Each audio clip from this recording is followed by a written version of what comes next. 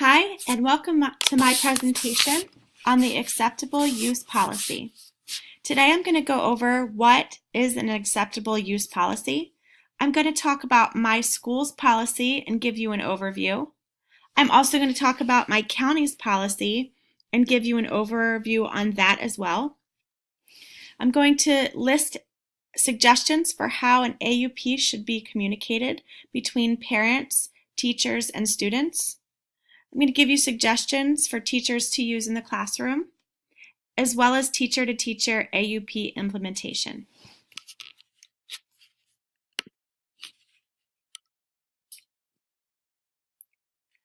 What is an acceptable use policy? This policy is a set of rules created and applied by the owner, creator, or administrator of a website, network, or service. An AUP restricts the ways in which the website, network, or system may be used and sets guidelines as to how it should be used. These policies or documents are written for schools, universities, businesses, corporations, and internet service providers to limit and reduce the possibility for legal action by a user. AUPs are similar to a terms of service document and must be clear and concise, detailed, and cover the most important points about what users are and are not allowed to do while using the IT systems of an organization. Dora Kennedy French Immersions Policies. This is my school that I teach at currently. The first three photos are screenshots of our family handbook and also shows you that in our handbook we do have one small section regarding the portable electronic devices in schools.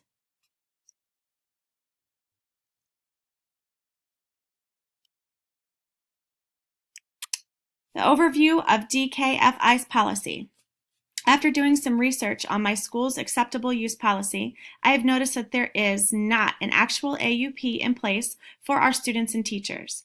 As I have shown in the previous slide, our school only has a portable electronic device policy in place located in our family handbook. The PED policy our school has describes the types of devices allowed, appropriate times when they should be used in school, and how they should be used. I feel that the PED policy is a good start to establishing the safe use of technology. However, it does not include the ways in which the internet should be used, examples of what to do and not to do while using the school's IT systems, and examples of misuse and what consequences/actions will take place if a user breaks the policy.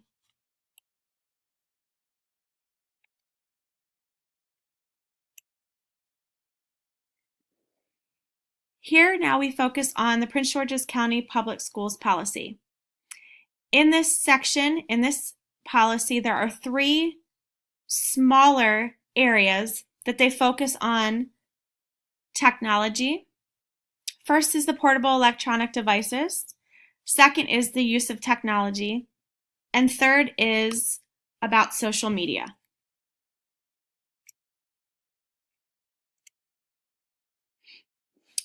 The overview of the PGCPS policy. The Prince George's County Public School System has three different policies in place for use of technology, use of PEDs, and use of social media.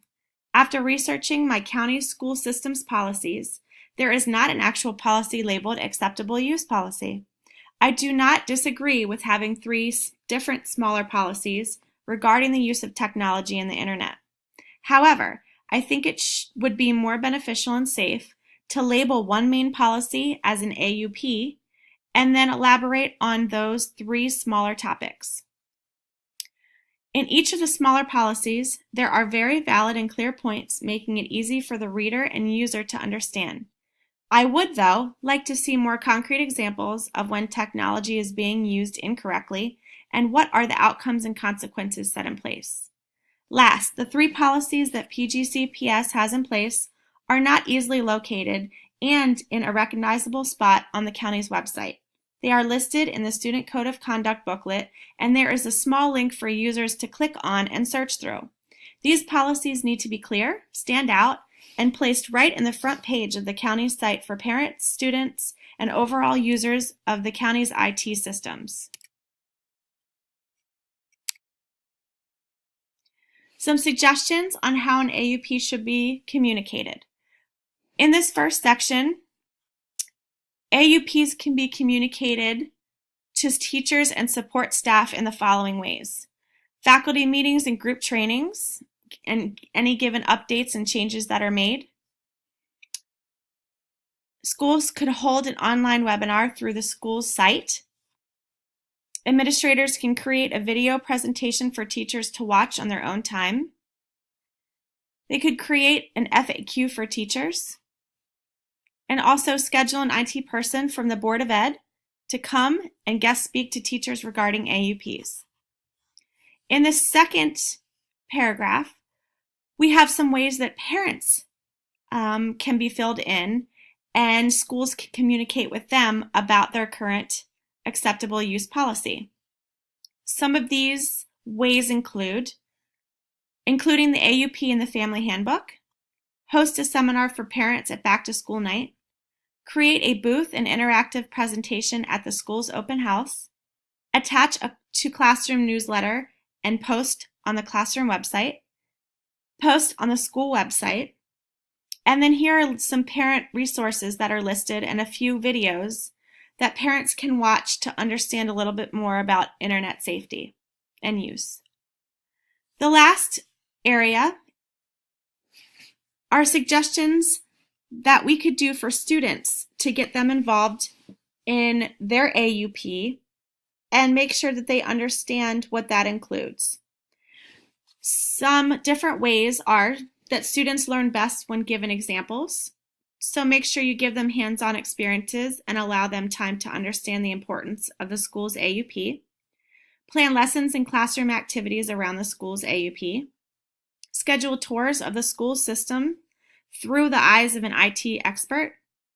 Do not keep the IT system a secret. Make sure you show the students a monitoring system, the network, and the tools that are used to track student use. Have students create their own AUP with the scenario if someone were to come into their home and use their internet and computer. And last, post the school's AUP in a large print on the walls of the student's classroom. To find. No wonder teens love it. But there's more. Users can download other apps within Kik that allow them to create drawings, send greeting cards,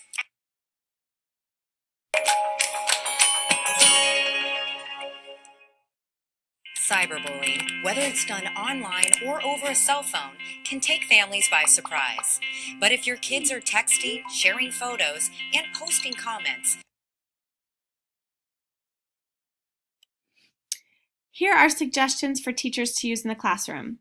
Students learn best, again, when given examples. So again, create hands-on experiences and allow them time to understand the importance of the school's AUP. Plan lesson and classroom activities around the school's AUP. Post the school's AUP in a large print on the walls of the student classrooms.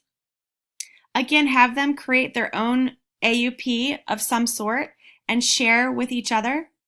And use exit tickets as reminders of how to use the internet safely and responsibly.